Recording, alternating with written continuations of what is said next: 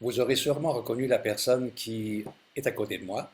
En l'occurrence, il s'agit d'une personne qui occupe une place importante au sein du Concours musical international de Montréal, puisqu'elle est vice-présidente de la fondation du CMIM, en l'occurrence Pascal Bourbeau. Bonjour et bienvenue.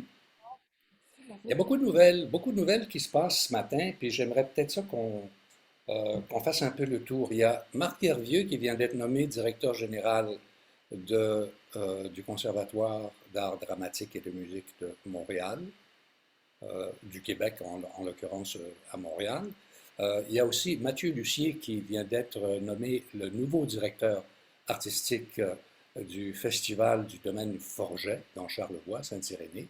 Et puis, il y a aussi l'annonce des demi-finalistes de Voix 2022. Ça entre dans l'ensemble des nouvelles culturelles et musicales ce matin.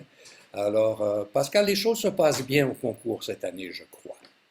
Oui, alors nous célébrons notre 20e anniversaire. Alors, c'est sûr qu'avec la pandémie, on a sauté une année là, qui a pas qu'on on n'a pas fait un concours. Donc, c'est un peu la 21e année, mais on fête notre 20e anniversaire. Alors, c'est un moment très important pour nous. Le concours avait été cofondé par Joseph Rouleau, la célèbre basse canadienne, et mon père il y a 20 ans. Et puis, c'est un duo assez impressionnant, ces deux-là. Donc, ils ont fait vraiment de ce concours quelque chose d'assez honorable, international, qui a été très vu à travers le monde maintenant, qui est un concours très important. Alors, c'est une très bonne année pour nous. On revient au chant parce que c'est un concours qui tourne. Une année, c'est le chant, une année, le violon, une année, le piano. Alors, cette année, c'est le chant. C'est quand même une épreuve qui est très appréciée aussi parce qu'il y a quand même la personnalité des chanteurs aussi qui est toujours intéressante et c'est vraiment international. Il y a des gens, 32 jeunes candidats qui sont venus de travers le monde. Alors, c'est un concours qui choisit les jeunes en début de carrière de 18 à 33 ans qui sont éligibles au concours. Et des fois, on a environ à peu près 300 candidatures. Alors, ils choisissent vraiment la crème de la crème des jeunes qui viennent d'à travers le monde. Mais cette année, c'est impressionnant parce qu'on a énormément de Canadiens qui ont été sélectionnés. Alors, et même la grande nouvelle à la demi-finale du volet Aria, on a 5 demi-finalistes canadiens. Alors, ça, c'est vraiment extraordinaire parce qu'on a peut-être des bonnes chances d'en voir. Alors, Pascal, je vais les nommer Sarah Dufresne, soprano, Lauren Margison, soprano également, canadienne, Hugo Laporte, baryton, Simone McIntosh, que j'ai aussi entendu hier, qui est absolument magnifique, et côté mélodie, il y a Deepa Johnny, qui est mezzo-soprano. Donc, on a bon, plein de Canadiens qui se sont classés en demi-finale.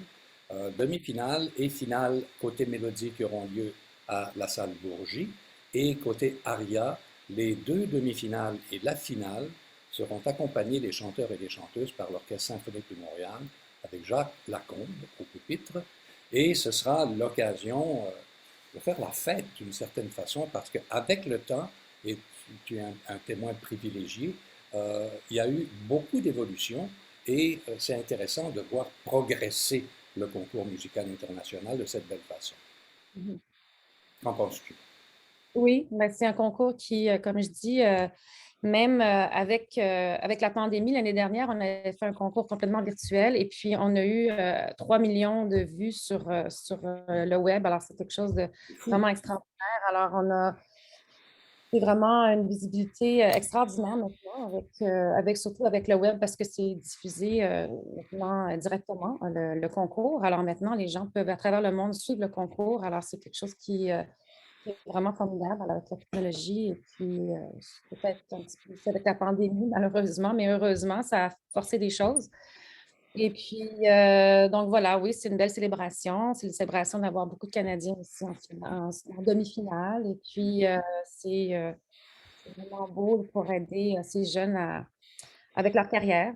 Et puis, Trouver parce que une place importante sur la scène internationale, pas seulement au niveau national.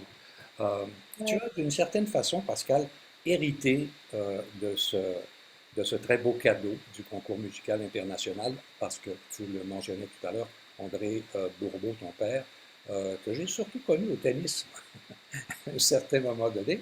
Mais tu sais, tu es la digne héritière de cette très belle, de ce très bel événement. Mais il faut dire qu'au départ, ce n'était pas ton choix parce que tu as fait du maquina, euh, du mannequinat, devrais-je dire. Et tu es auteur-compositrice, autrice-compositrice, interprète. Tu es photographe. Tu es quelqu'un qui est très doué pour les arts. Et c'était comme un peu naturel que tu choisisses toutes ces activités culturelles, étant donné que tu étais déjà dans un giron culturel important, non? Oui, ben c'est sûr que j'ai commencé jeune mannequin. Alors, j'ai eu aussi une carrière internationale en Europe, aux États-Unis. Et puis, après, j'ai toujours aimé la photographie parce que peut-être que je travaillais beaucoup avec des photographes, mais moi, je me suis spécialisée à faire une petite niche qui est la photo sous l'eau. Alors, j'aime bien faire de la photo de fleurs sous l'eau. Alors, c'est pour ça que j'ai fait un vernissage d'ailleurs en 2019 à la Galerie 203 avec ma mère aussi, qui est peintre. Alors, ça, c'est quelque chose que j'aime développer, c'est ma photographie sous l'eau de fleurs. Et aussi, donc, c'est ça, donc la photographie, la musique aussi, j'ai fait aussi, j'ai sorti 3 albums sous le nom de Pascal B, qui est de la musique un peu pop, et j'interprète aussi, donc j'avais écrit sur beaucoup de chansons. J'ai Luc Plamondon qui m'avait écrit une chanson, Ma maison de verre. Alors, j'ai eu beaucoup, beaucoup de plaisir à développer ce côté artistique musical, mais j'en ai pas fait une grande carrière, mais je suis quand même très fière de ce que j'ai accompli. Et puis, quand mon père est décédé il y a 4 ans, on m'a demandé de me joindre au concours. Alors, j'ai accepté avec plaisir sur le conseil d'administration et ensuite, on m'a nommée vice-présidente de la fondation. Alors, c'est aussi un truc qui m'honorait beaucoup et je pense qu'il aurait honoré mon père aussi. Et puis, je fais ça avec beaucoup de cœur parce que j'aime beaucoup. Depuis 20 ans, j'ai suivi le concours. J'ai suivi parce que mon père suivait beaucoup le concours. Alors, ça m'a permis de connaître le concours et beaucoup de jeunes artistes qui sont même restés mes amis aussi après. Je vais parler de Sergei Salov, qui est un très bon ami, qui a gagné la première édition piano. Et je suis même la marraine de son fils avec son ex-femme aussi, qui est ma grande amie, Macha. Et puis, donc, j'ai gardé des liens avec les artistes. Alors, j'ai vu leur carrière se développer. Alors, c'est quelque chose qui me tient beaucoup à cœur. Je ne suis pas, moi, une artiste classique, mais c'est quand même un petit peu de la musique aussi. Je connais un peu, j'ai une oreille musicale, mais je trouve ça important de les aider. Et puis, à ma façon, donc, avec la fondation, j'aide à lever des fonds, puis à organiser Il faut dire des que événements. ton ami Seri Salov est très impliqué, étant donné qu'il est ukrainien de naissance. Il s'est très impliqué sur le plan politique et s'est très impliqué aussi par le biais de son art. On se souvient de ce concert absolument merveilleux à la Place des Arts où il avait revêtu le drapeau de l'Ukraine en faisant une espèce de segue, c'est-à-dire une transition entre un air de Chopin et, et, et, et la chanson nationale, c'est-à-dire l'hymne national de l'Ukraine à un moment. Et là, je crois que c'est demain ou après-demain, il s'installe pour une douzaine de jours dans un contexte où il rappelle évidemment les horreurs de ce qui se passe en Ukraine. D'ailleurs, je l'ai aidé à organiser cet événement. Parce qu'il a participé à plusieurs concerts qui ont eu lieu depuis les événements de l'Ukraine, de la guerre en Ukraine. D'ailleurs, à la Basilique Notre-Dame, il y en avait une autre à Auritz avec Paul Markello qui avait organisé avec des artistes de l'OSM. Et puis, il voulait faire aussi, les artistes veulent se présenter aussi par leur musique. Donc, devant la maison Alcan, sur la rue Sherbrooke, il y a une espèce de petit trottoir. Et puis, il a installé son piano qui va sortir de 5 heures à 6 heures, de 17 heures à 18 heures tous les soirs pour les 10 prochains jours, pour jouer comme ça pendant 1 heure. Est-ce Et que ça commence aujourd'hui? ça a commencé lundi. Fait que Ah, aujourd'hui, ce soir, c'est le troisième jour. Alors, c'est ouvert au public parce qu'il joue sur le trottoir. Alors, c'est vraiment, moi, je suis allée le voir lundi et il joue pendant 1 heure. Et puis, aussi, ça va être le drapeau ukrainien sur son piano. Et puis, parce qu'il veut ramasser des fonds aussi pour acheter des tourniquets.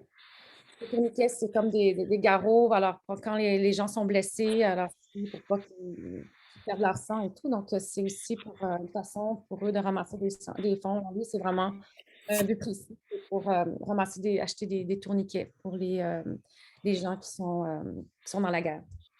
Excellente idée. Pascal, tu es également maman et Oui, bientôt 2 ans, c'est ça? et mon petit Henri va avoir 2 ans mardi et puis mon petit Gabriel va Oui, avoir 1 an au mois d'août. Donc, ça a le été dernier venu, la Gabriel. pandémie. Mais il y a toutes sortes de façons hein, de passer la pandémie et faire des enfants. C'est une merveilleuse façon de le faire aussi, vraiment. Alors Pascal, j'aimerais encore une fois te remercier pour ton implication auprès de la Fondation qui fait, grosso modo, en quelques mots, quoi exactement la Fondation?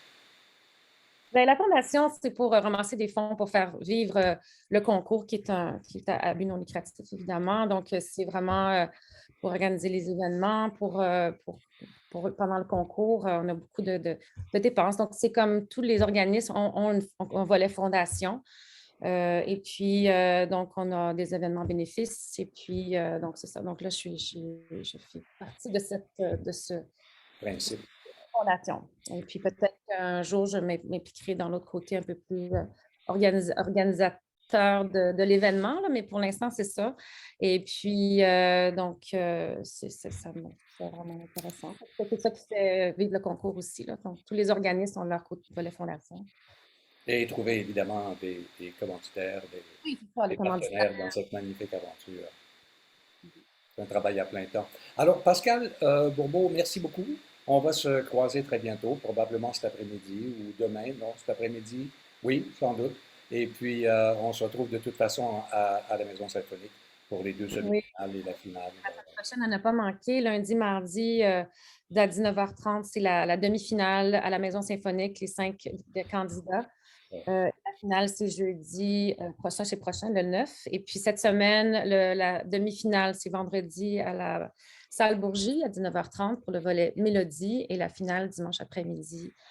Alors, il y a deux volets, Mélodie et arrière. Donc, c'est encore, on peut suivre sur le site du concours musical de Montréal aussi, en direct, toutes les épreuves. Alors, c'est vraiment intéressant de suivre et d'encourager le concours.